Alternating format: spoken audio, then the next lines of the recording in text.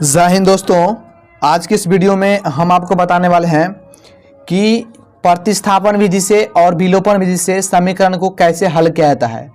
और ये मैंने आपको क्वेश्चन लिया है कुछ अलग, यानी आपको ये रूट वाला मैंने क्वेश्चन लिया हूँ, ठीक है, ताकि आपको समझने में कोई दिक्कत ना हो।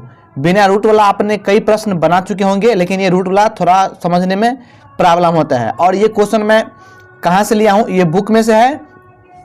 और ये क्वेश्चन आपको 2024 के बोर्ड एग्जाम में 2 नंबर में पूछा भी है, देख सकते हैं आप।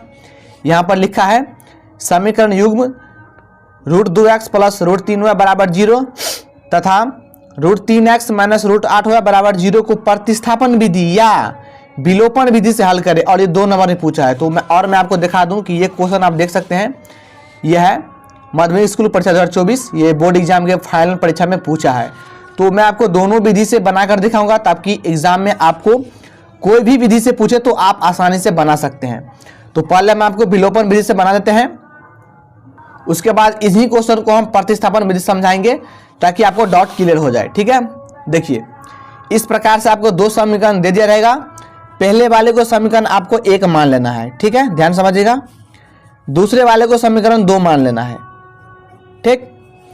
अब देखिए, यहां पर गुना का निशान देंगे, यहां पर भी गुना का निशान देंगे। देखिए, अगर आप x का मान निकालना चाहते हैं तो y का वैल्यू यानी y का मान ऊपर नीचे दोनों को एक जैसा करना होगा। ध्यान समझिएगा, मैं फिर से बता देता हूं। अगर आप x का मान निकालेंगे तो y वाले को एक जैसा करेंगे, यानी एक रंग करेंगे। अगर y का मान निकालना चाहते हैं तो आपका x का दोनों को एक रंग करना होगा। तो मैं x का मान निकालता हूं तो y को एक रंग करूंगा, ठीक है। अब यहां ध्यान समझिए, यहां पर मैं x का मान निकालना चाहता हूं तो 3, ये जो है ना रूट में, इस 3 गुना में यहां पर लिखेंगे हम, ठीक है। और ये 8 जो है यहां पर गुना लिखेंगे, ठीक है, क्योंकि मैं x का मान निकालना चाहता हूं। अगर मैं y का मान निकालता हूं तो ये 3 यहां पर लिखा था और ये 2 यहां पर लिखा था, ठीक है। अब 8 को 2 से गुना करेंगे तो कितना होगा, ध्यान समझिएगा। यहां पर रूट होगा, ठीक है, यहां पर भी रूट होगा, क्योंकि यानी रूट ही ना लिख रहा है हम, यहां पर रूट लिखा है। √8 को √2 से गुना करेंगे, ध्यान समझिए, √2 गुने √8 गुना करेंगे तो ये √16 आता है। 16 का वर्ग में कितना आता है, 4 आता है। कितना आता है, 4। तो आप 16 के जगह पर क्या लिखेंगे, 4 लिखेंगे। x लगा है तो x लिखिए, यानी 4x, ठीक है, यहां पर लिखेंगे, ठीक। प्लस है तो प्लस दीजिए। √3y को √8 से गुना करेंगे तो आंतरिक 24 होगा, ये रूट में ही रहेगा 24। यहां पर y लगाइए, बराबर √8 को 0 से गुना करेंगे तो 0 ही होगा, ठीक है। अब ध्यान समझिए, फिर √3 को √3 से गुना करेंगे तो देखिए, √3 को √3 से गुना करेंगे तो √9 होगा, और √9 का वर्गमूल कितना होता है, 3 होता है। तो हम यहाँ पर लिखेंगे 3x, ठीक है, माइनस √8 को 3 से गुना करेंगे तो ये 24 हो जाएगा। y दीजिए, बराबर 0। अब ध्यान समझिए, मैंने अभी आपको बताया था कि अगर हम y वाले को एक रंग करेंगे तो x का मान निकलेगा। यहाँ पर से एक बटा दीजिए, यहाँ पर प्लस माइनस में पहले से है तो इसको काट दीजिए। अगर नहीं रहता तो हम मतलब प्लस माइनस देते नीचे में, ये पहले से प्लस माइनस में है तो हमने काट दिया। यहाँ पर प्लस दोनों में है तो 4x और 3x क्या हो जाएगा, 7x, बराबर का 0 देंगे। तो इसलिए x बराबर क्या हो जाएगा, 0। ये 7 गुना में है, बटा में हो जाएगा। 7x है, इसको ध्यान समझिए, 7x है, इसका मतलब ये होता है कि 7 गुना x है, ठीक है। तो इसलिए x का मान कितना हो जाएगा, 0/7, 0 ही होगा। इस x का मान 0 निकला है। इस x का मान आप चाहे समीकरण 1 में चाहे समीकरण 2 में रखें, आसानी से y का मान निकल जाएगा। तो लिखेंगे यहाँ पर हम x का मान समीकरण 1 में रखने पर, ठीक है, ये मैंने लिख दिया, ओके।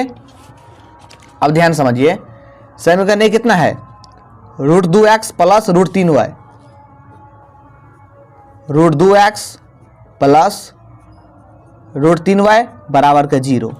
अब यहाँ पे क्या करेंगे हम, √2x प्लस √3y बराबर 0। ये देखिए आप लोग मैनेज कर ले, इसको हम काट देते हैं, ये 2 बार उतरा गया, ठीक है। इसको हम एक ही बार उतारेंगे, √2 x का मान रखेंगे, x का मान कितना निकाले हैं 0, तो यहाँ पर 0 देंगे, प्लस √3y बराबर 0। अब देखिए 0 को √2 से गुना करेंगे तो 0 ही होगा, प्लस √3y बराबर 0। अब किसी भी संख्या में 0 जोड़ेंगे तो वही संख्या होता है कितना, √3y बराबर 0।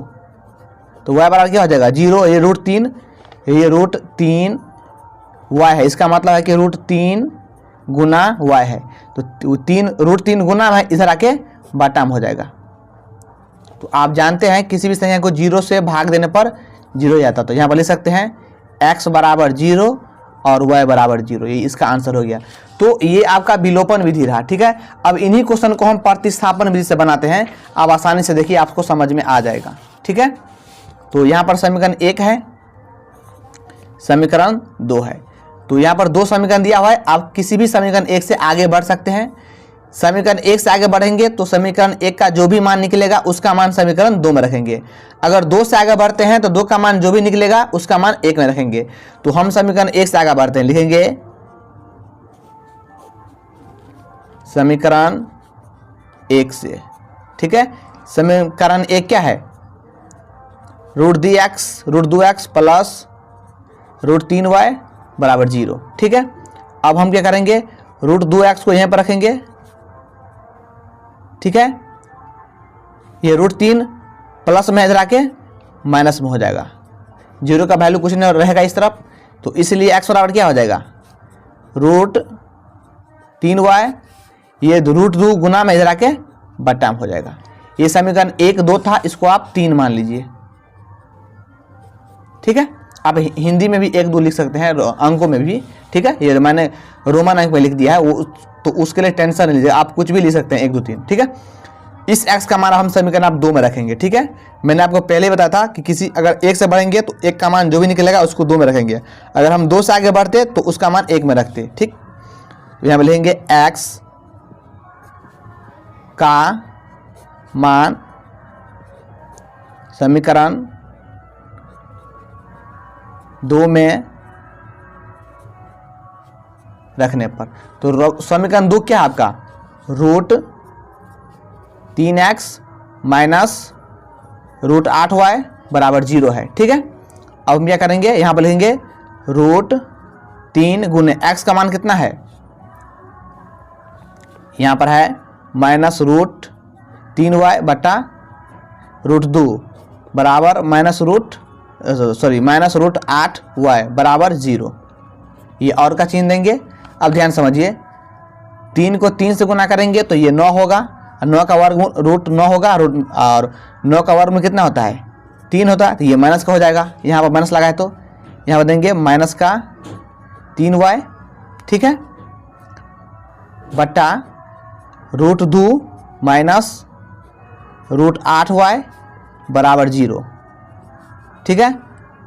इसके नीचे में कुछ नहीं तो 1 है, तो समझिए √2 और 1 को गुना करेंगे तो √2 ही होगा, √2 को 8 से गुना करेंगे तो √16 हो जाएगा, √16 हो जाएगा, और इसका वर्गमूल कितना होता है 4 होता है, तो यहाँ पे लेंगे माइनस का 3y और माइनस का 4y, ठीक है, बट्टे √2 बराबर 0, ठीक है। माइनस 3y माइनस का 4y माइनस का 7y, √2 देखिए ये √2 बटा में इधर आके गुना में हो जाएगा, ठीक है।